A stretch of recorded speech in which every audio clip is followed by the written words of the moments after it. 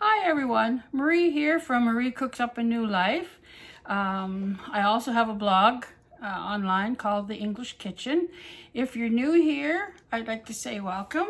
If you have been here before to one of my videos, welcome back.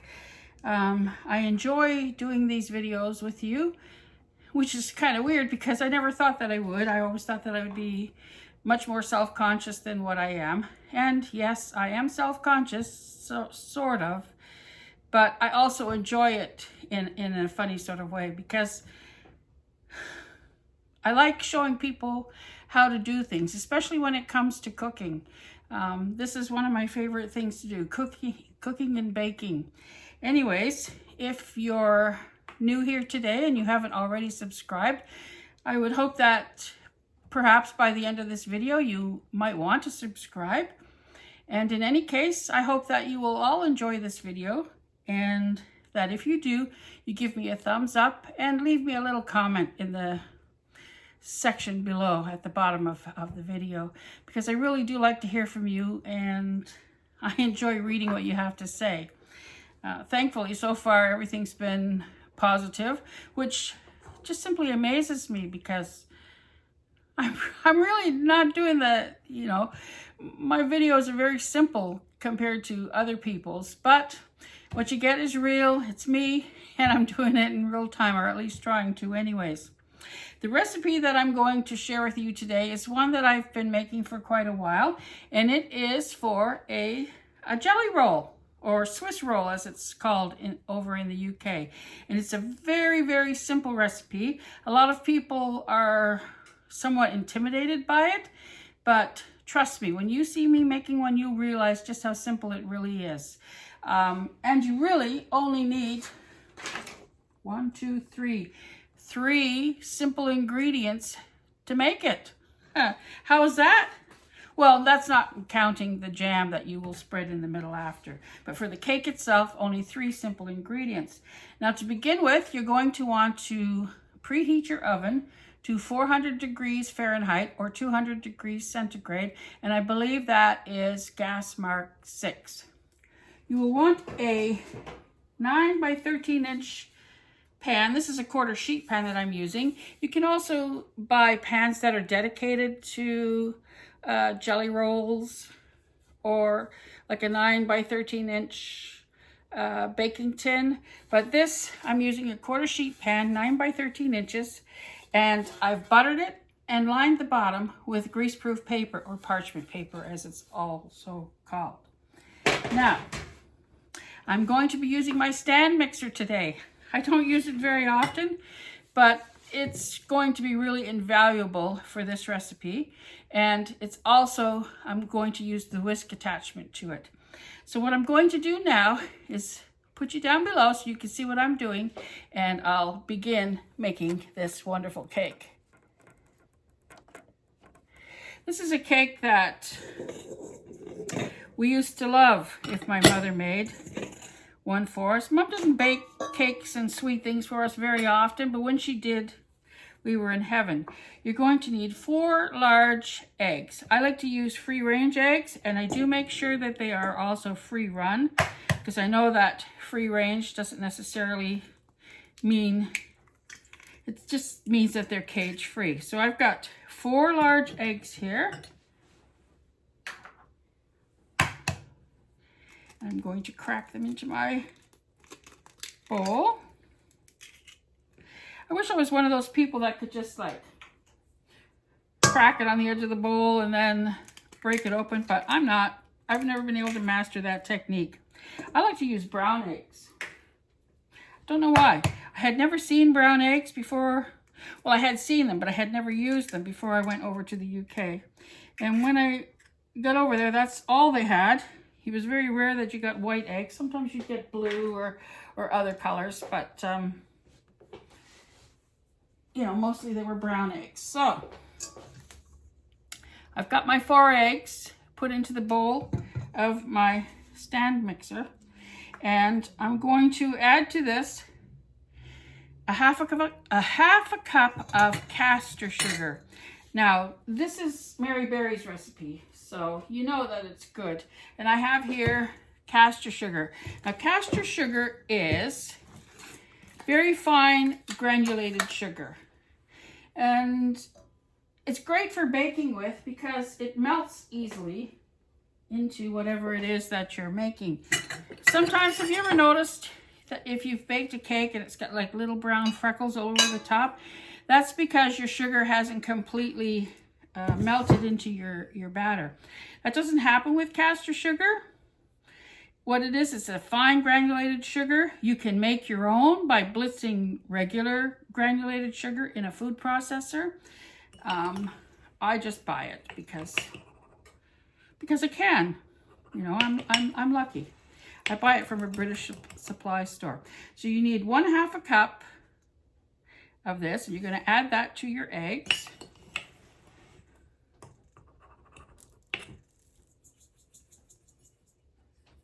And this is where the magic will start to happen, because I'm going to put it, I gotta tilt this back a little bit, excuse me. Oh no, I don't. I just have to put it, all right. See, I don't use this very often, and when I do, I get a little bit mixed up. My other one used to tilt back. Okay. Right, I don't want to add that, I guess, until I get the bowl on here. So you put your bowl into your mixer. You can do this with a hand mixer if you wish. It's up to you. It's quite a lengthy process because you will need to beat them until they form a ribbon. But I'll show you what that is and what that means. So I've got my whisk here. It's going to be noisy, so prepare yourself. Oh, put that up. Oh, come on. See what I mean? What you get is real here. Put that up and start your mixer. I'm just starting it slowly at first. And then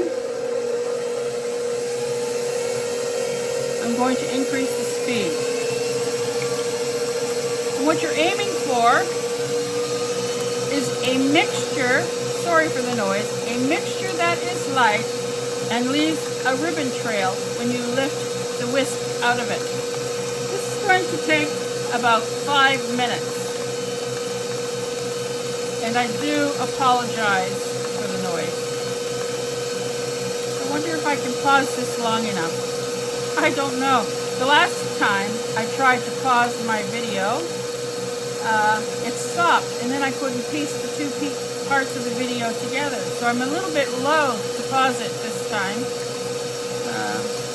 So I'll just let it run, and you'll just have to tolerate the noise, and I do apologize for that. Oh. Not too long ago, there was a knock on my door, and my sister was standing on the doorstep, and she had a piece of cake for me that she had picked up at the superstore, 50% off, and it is, oh, it's the Biscotti cookie cake, and I think it comes from La Rocca. We'd both been looking at this the other day, but we didn't want to pay the full price for it.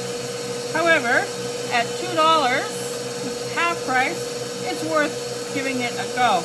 And it's got a beautiful,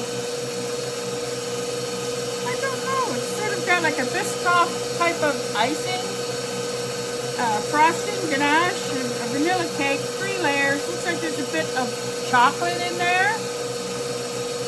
And there's a little piece of the Biscoff cookie on top.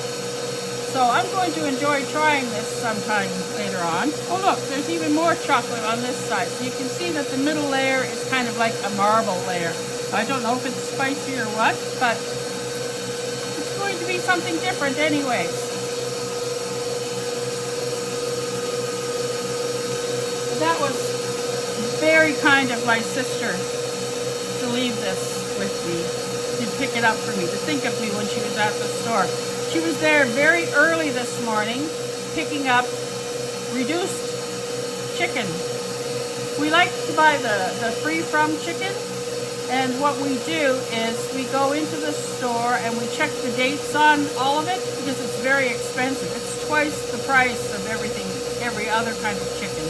But it's free from antibiotics and it's supposedly free range, and we think it tastes better. We may be diluted, however, we do think it tastes better. And so she waits and she goes back on the day that the chicken is due to expire, or the sell-by date. She goes very early in the morning, and usually it's marked down by 50%. And such was the case today. She had been at the store and she picked up, I think, 2 whole chickens and a couple of packages of breasts and a package of thighs, all for 50% off. So if that's not something that you've ever done, this might be something you want to try, because it's worth it in the savings that you achieve. When this is done, it will be very light, and you can see that it's getting light already. It will be very light, it'll be thick, and the egg and sugar mixture will leave a ribbon trail as you lift the beater up. This is probably the most important part of the recipe, is this right here. So you want to make sure that you get this right.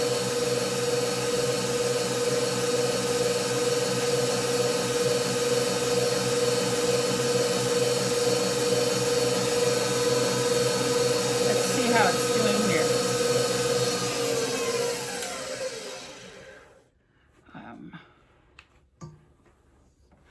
Oh, I have to move because my arms are not that long.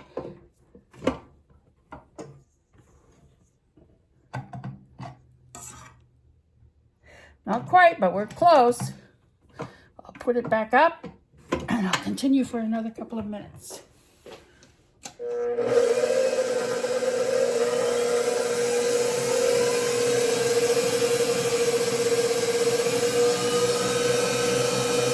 You know, a KitchenAid mixer is something that I always dreamt of having, but that I never had. And several years ago, when I ended up having to move back to Canada, actually 4 years ago, in just 2 weeks' time, I came back with nothing. And just to start a new life, you can read more about, or hear more about that if you read my video that I did early on, which talks about these things. Anyhow, all of my readers, I was so humbled and blessed by the kindness of all the people who read my blog. A lot of them, they got together and they did whatever they could to help me get started again. And one of the things that someone did for me was to buy me this beautiful stand mixer, and in my favorite color. I don't know what I ever did to deserve a gift like this, but I was very, very grateful and very humbled by this wonderful demonstration of support from one of my readers. You just never know. It was just really, really special. Let's see now. Oh, back again with my short arms.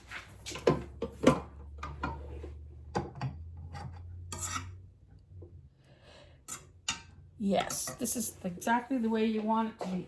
Pick up my recipe here. Let me show you. I'll take this out.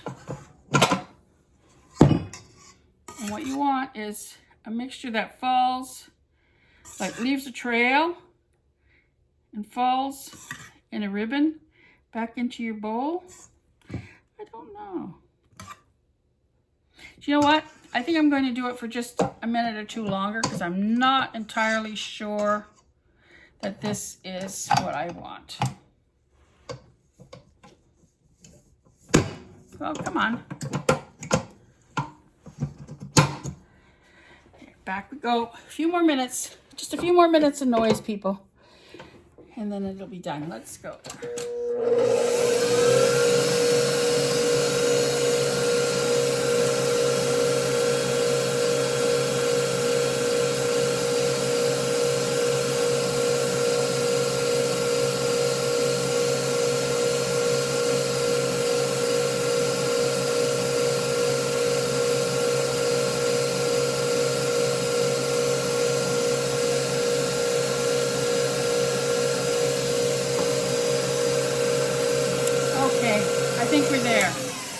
amazing how much easier it is when you've got one of these to use.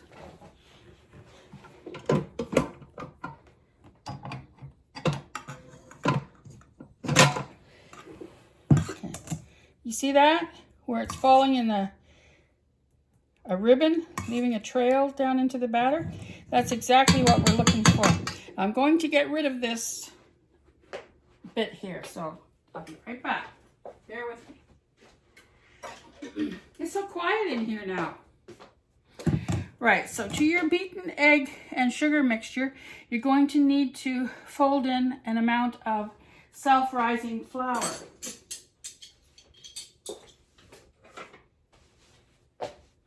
Now I make my self-rising flour up ahead of time.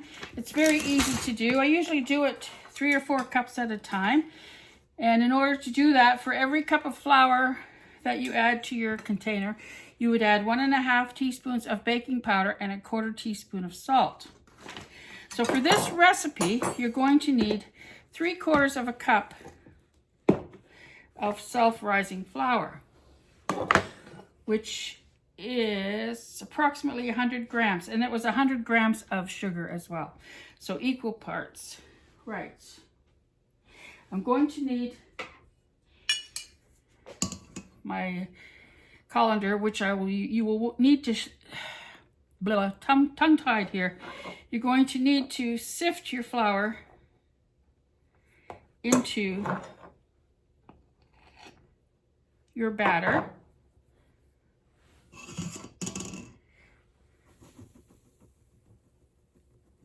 A little bit at a time. That's one. Where's my folder? And as you do that, I need 10 arms here. You're just going to fold the flour in. What you don't want to do is to knock the air out of your eggs and sugar. So just fold that in. So 3/4 of a cup. Here. I've got 1/4 cup in there already. I'm going to add my 2/4 of a cup. And I'm sifting it in. Actually, I could put that there while I'm doing the folding part. So just fold that in.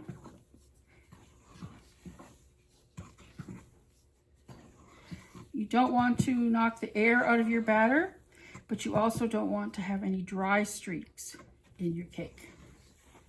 So you want to make sure that it's incorporated, but without knocking out the air.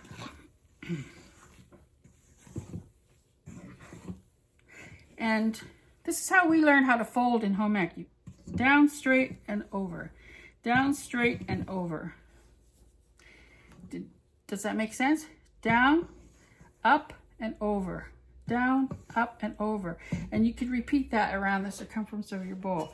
I'm going to add the last 1/4 cup now. You see how I'm measuring my flour? I'm spooning it into the cup, and then I'm leveling it off with the straight edge of a dinner knife. Sift that in.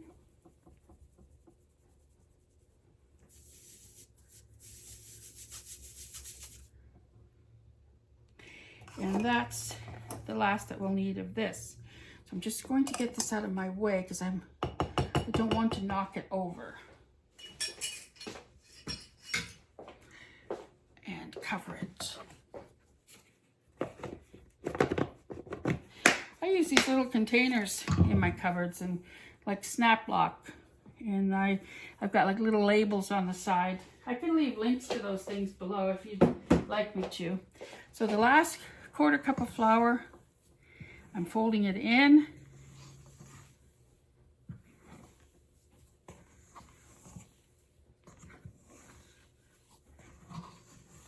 Until it's all incorporated. Again, making sure that I don't knock any of the air that I've beaten into those eggs and sugar, and as well taking care that no dry streaks or spots or lumps remain.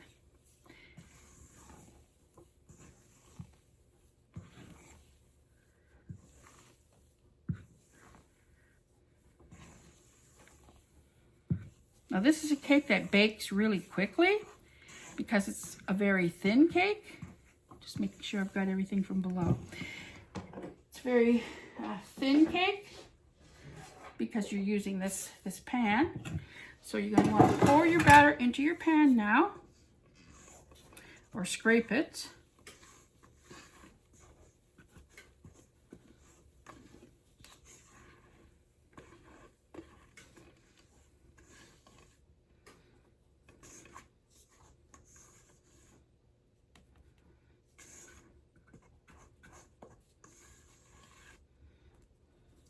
And you want to spread it out in your pan, making sure you get it all the way into the corners. I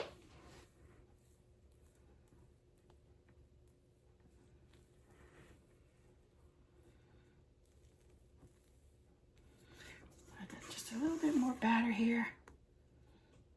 Why waste it? You've spent so much time putting it together. Let's not waste it. Okay. So there it is, all in my pan. Now, this is going to go into my preheated oven, and it's going to take 10 minutes to bake. Yes, 10 minutes, at which time it will be golden brown and the edges will be starting to shrink from the edges of the pan. The edge of the cake will start to shrink from the edge of the pan. So I'm going to set my timer here for 10 minutes.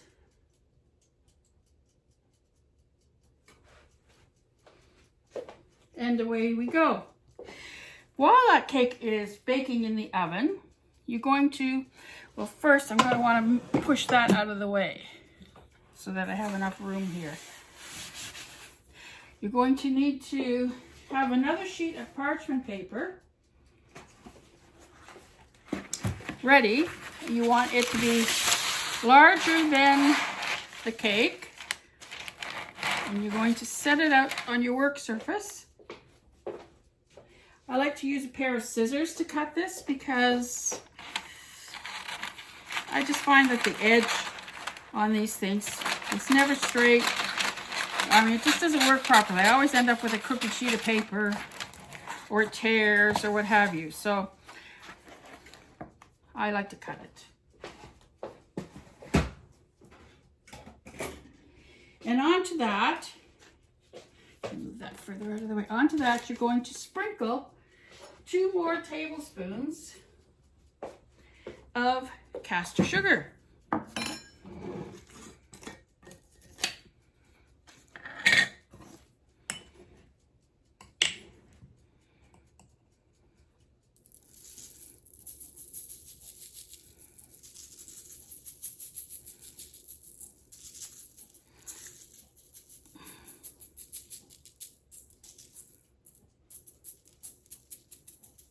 This is going to give your cake a nice sugary crust once you roll it.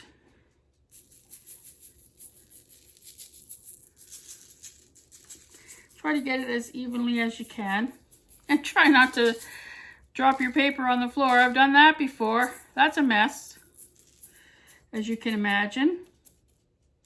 So I've kind of got it as even. Oops. Oh, that was a mistake. Maybe add a little more, because don't do what I just did. That doesn't work. All it does is cluster your sugar in a little group. Anyways, 2 tablespoons of sugar, sprinkled as evenly as possible over your sheet of parchment paper.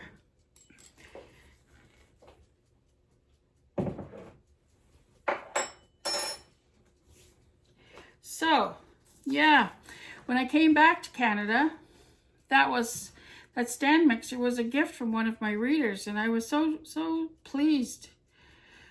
Well, at first I didn't want to take it because I just thought that's too much, but they really wanted to do it for me, and so I relented and I did take it. But I had quite a few people that stepped in and helped me, and I was so grateful for all of their help. put you up there. I was so grateful for all of their help. You know, they bought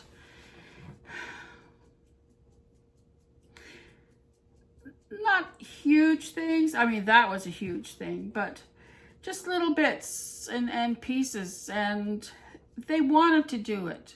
They really wanted to help me out in some way. I suppose, as one of them said to me, I'd been sharing recipes and food with them for so many years, and they had really appreciated all that I'd shared with them, and this was an opportunity for them to give something back.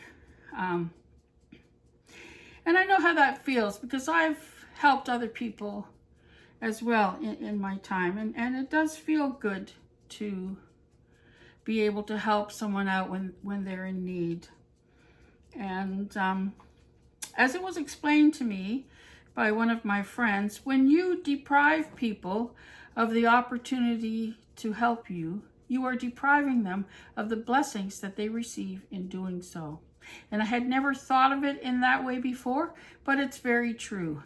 The giver is blessed in the giving, and the receiver is blessed in the receiving.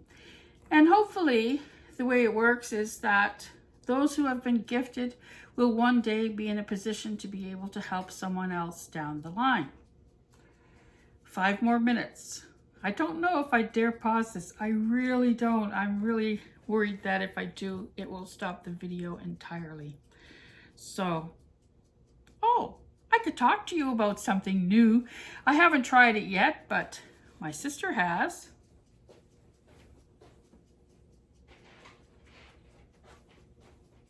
Have you seen this where you live?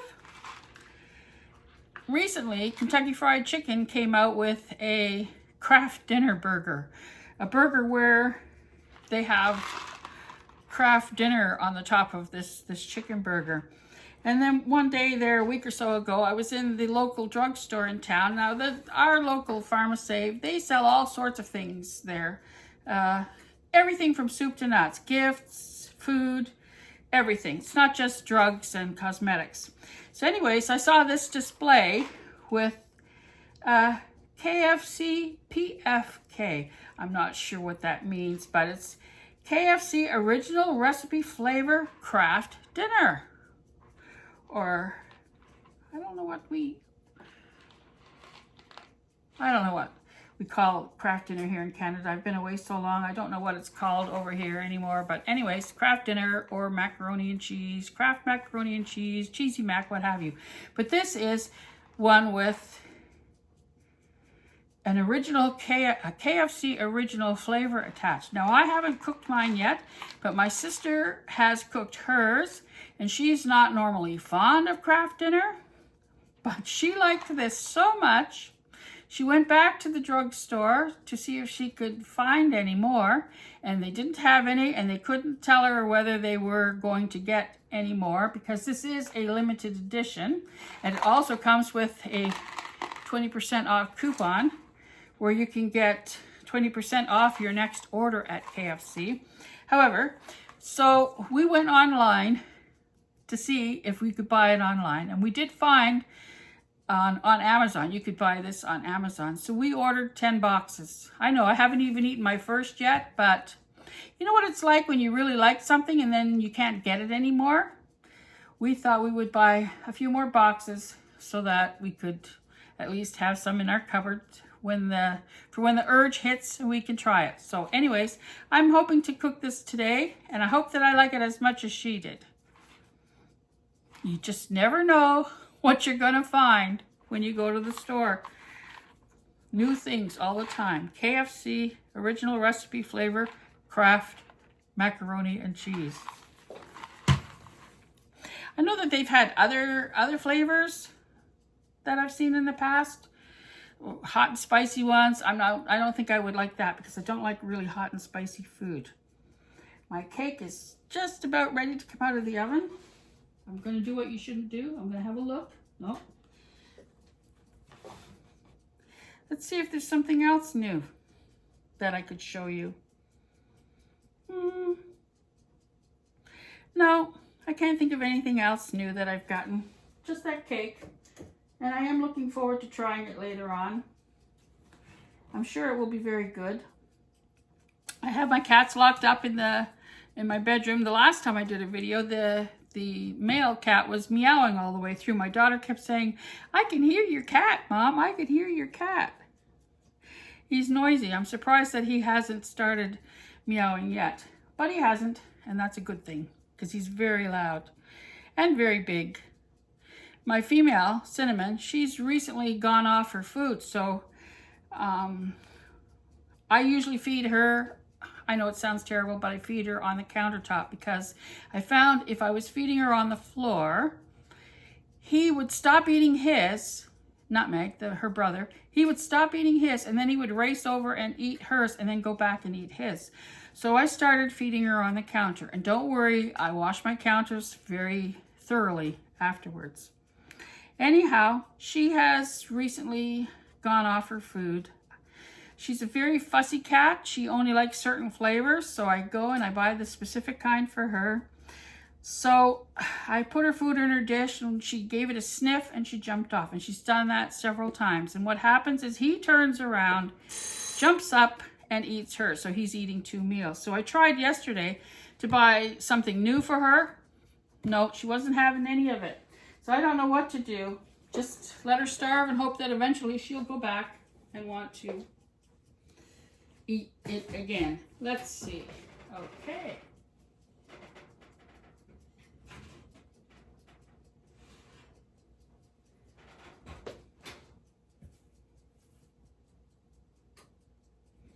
So this is now done, and you're going to want to leave it to cool for just a few minutes. You don't want it, oh, I should show it to you, shouldn't I? I'll need my other oven mitt for that, and I will put you back down.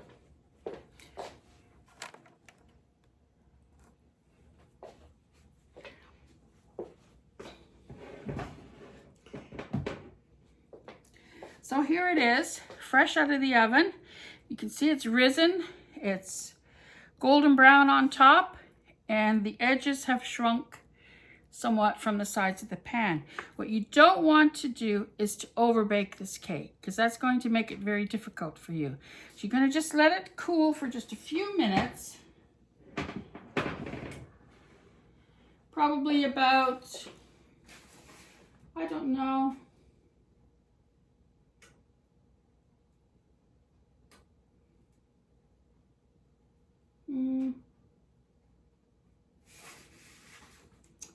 just a few minutes. It doesn't take very long because it's a thin cake.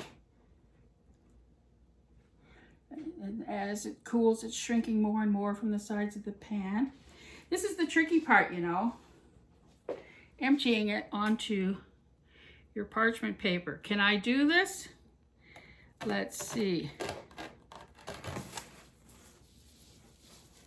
I did it. There it is. It did stick a little bit on the sides. I probably couldn't have buttered that as well as I thought I should have. So you invert it onto your sheet of sugar-covered parchment paper. And then you want to carefully peel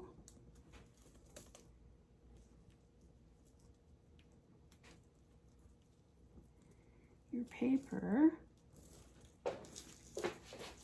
from off of your cake. There it goes. I'm going to peel it off. That's very warm. Right, so you're going to leave that to cool for just a few minutes.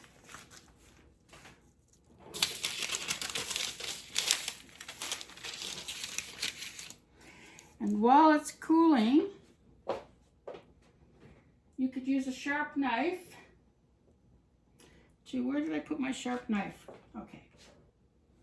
Just take a sharp knife, serrated knife, by the way, and just trim some of the edges from off of your cake.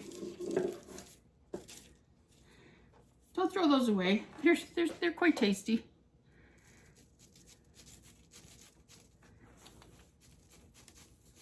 So just trim very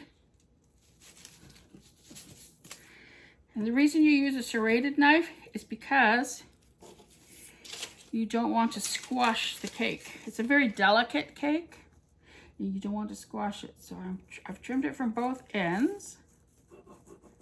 See my serrated knife? It's very sharp. Trimmed it from both ends. This is also what's known as a bread knife.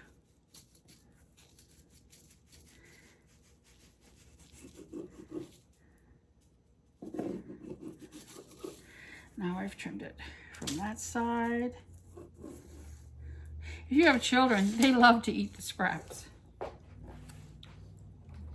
And I'm going to carefully trim from this edge as well. You know, I'm a bit of an artist in my spare time, or I have been. Haven't done much lately, but I can draw just about anything you ask me to draw, but ask me to cut a straight line or draw a straight line, and I can't do it. I absolutely can't do it.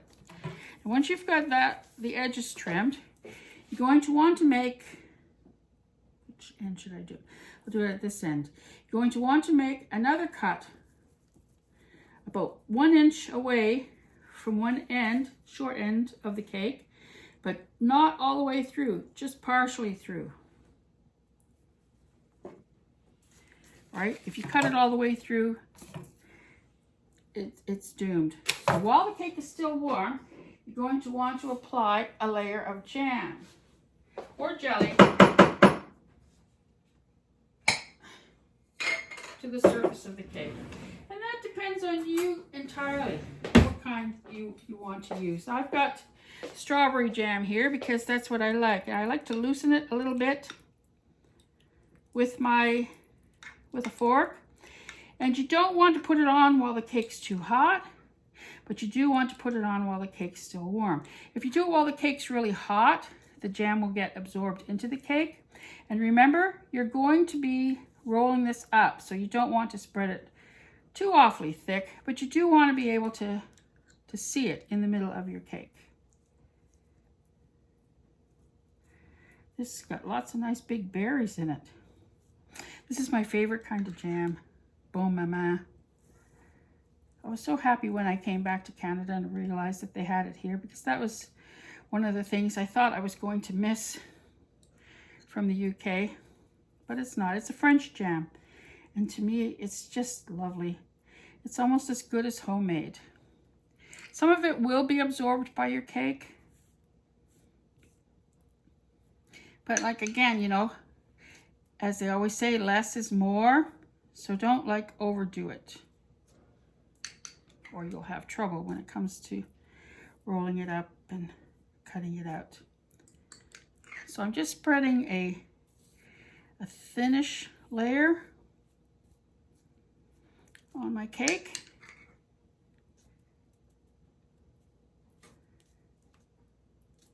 I reckon I'm going to use about half the jar here.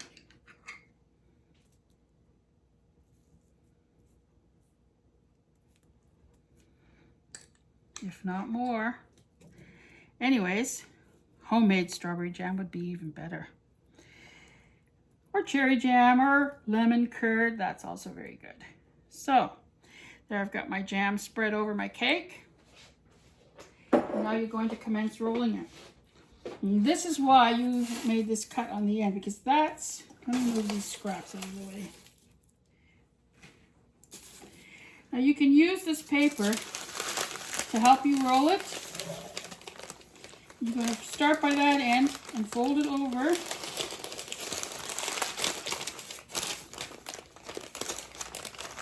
And you just slowly roll it. Oh, roll. Roll. You want to try to get as tight a roll as you can. My cake's still fairly warm. It might crack a little bit, but don't worry.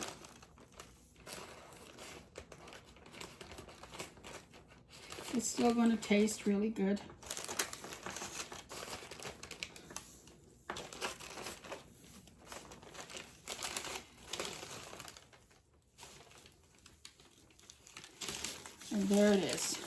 nicely rolled.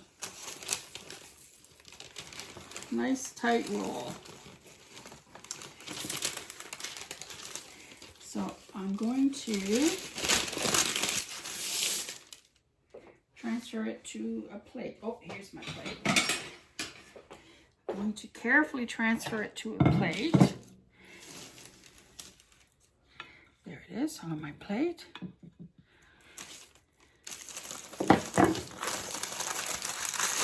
Get rid of my paper here.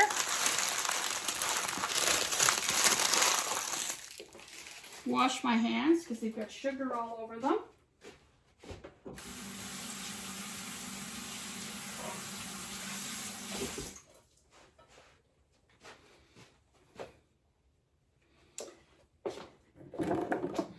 And there you have it.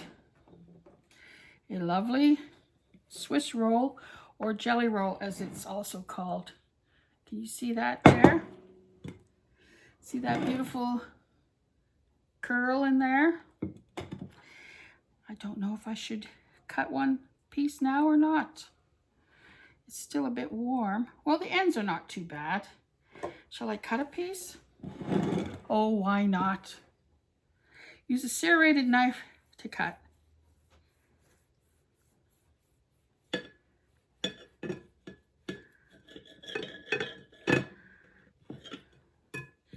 And there, look. Look at that lovely piece of cake.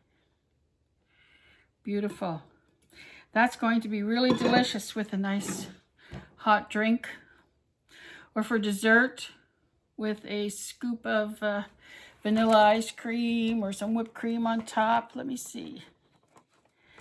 Let's see if I could get you up there enough to see me and the cake. Or maybe if I, no.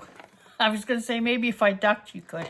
However, anyhow, this has been a rather long video and I apologize for that. But there you have it. Mary Berry's Swiss roll, or jelly roll as it's also called. I hope that you'll be inspired to want to give it a go. It is a most delicious cake. If any of you have ever had a Swiss roll, you'll know what I'm talking about. It's soft and spongy and sweet and delicious. Should I have a taste in front of you? Why not? Let me just try a little bit. That is really good. I just know you're going to love this. Now, I will leave a link below. I'll leave all the measurements and everything below, but I'll also leave a link to the original recipe, which is on my blog, where you can find a printable recipe card. So that's it. That's what I have to share with you today. I hope you'll be inspired to want to make this cake for yourself. I hope that if you do like this video, you give me a thumbs up. If you haven't already subscribed, that you will subscribe and that you will return again soon for another video. I hope to do one of these a week. And I really do appreciate all of your comments, all of your likes, your visits. I love it all and I do appreciate it. So I'm going to leave you now with a thank you. And I will tell you, as I always do, that I love you and God loves you too. Goodbye for now.